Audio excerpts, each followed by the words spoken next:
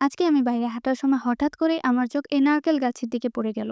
এরপরেই ছোটবেলার কথা মনে পড়ে গেল। ভাবলাম এই পাতা দিয়েই কিছু বানানো যাক, কিন্তু গাছটা অনেক উঁচুতে ছিল, তাই আরেকটু হাঁটতে হাঁটতে আরেকটি ছোট গাছ পেয়ে গেলাম। সেখান থেকে কয়েকটি পাতা কেটে নিয়েছিলাম। সেখান থেকে কয়েকটি পাতা নিয়ে বাসায় চলে আসলাম। এরপরেই ভাবলাম এগুলো দিয়ে সেই ছোট্টবেলার মতো চশমা এবং ঘড়ি বানানো যাক। এটি বানানোর জন্য আমি প্রথমে পাতাটিকে সাইজ মতো কেটে নিয়েছি। এরপর তোমরা আমার দেখানো প্রসেস অনুযায়ী খুব সহজেই ভাঁজ করে করে এটি বানিয়ে নিতে পারবে।